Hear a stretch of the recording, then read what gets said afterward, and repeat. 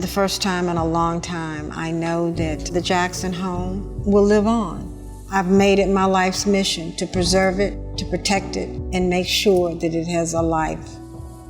I made my parents a promise that I would protect it, and I've done that.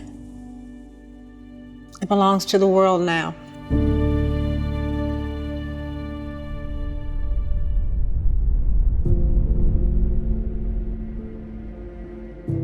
We often talk about, as an institution, ordinary people doing extraordinary things. And so you hear stories about Rosa Parks, Noah Webster, the Wright brothers, Thomas Edison. But really, this speaks to me foundationally to the story of a family. The Jackson family was very closely associated with the folks that would become the core leaders of the civil rights movement. Meant at that time, if you did what you're supposed to do, you lived to see another day. Certain things you couldn't do, certain places you couldn't go. You got a restraining line, you don't cross that line. As you learn and get older and look back on your past, and you got to think about what got you where you are now by doing the right thing.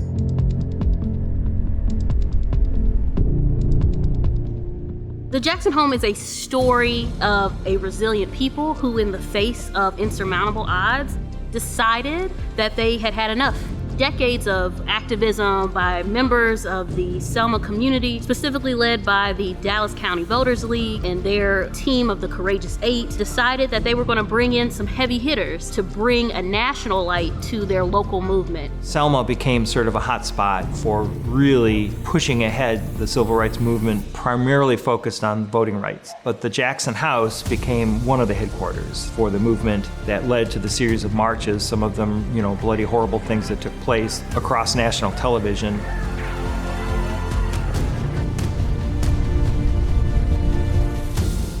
In February of 2022, we had a call from Joanna Jackson. We didn't know Joanna, and we decided it was important to do this call based on some of the things that we had learned that she wanted to talk to us about. So my colleague Mark and I did the call with her. Joanna was a passionate, really skilled storyteller, and she was telling us all about her family home. We weren't sure what she wanted. She didn't ask us. So I said, Joanna, how can we help you with this project? What are you looking for?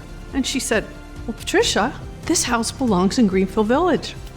So in April of 2022, we went to Selma. We spent a lot of time just talking to Joanna and hearing the story, and that was very moving and very eye-opening as to, the history that took place here and the fact that actually it was at risk. Joanna had told us that over the course of the 10 years where she was operating the house as the Jackson House Museum, she had told us that she took maybe about 5,000 people through the house. And I said, Joanna, we can take thousands through the house in the course of one weekend. Of course, there were obstacles to consider. We know that preserving a house in its original spot is the best thing for history and for the storytelling, but we learned that this house was in serious jeopardy of not being preserved. And in that case, and through a lot of research, we determined that the best thing that we could do, that the only way to preserve these stories in perpetuity for millions of people was to move this home to Greenfield Village. We try to preserve things in place. There is a power in seeing things where the action happened, when it happened, in the space that it happened, and help us tell a deeper story. But also, as a historian, you know that not everything can stay in its correct place. And in fact, as long as people have been learning about their history, they've been moving historical objects, including houses. And so while I had personally mixed feelings about the idea of moving the house out of its space, I also understood where Miss Joanna Jackson was coming from.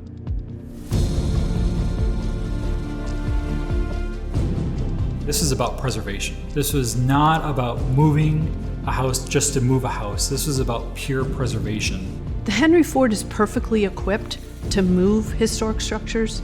It's in our DNA.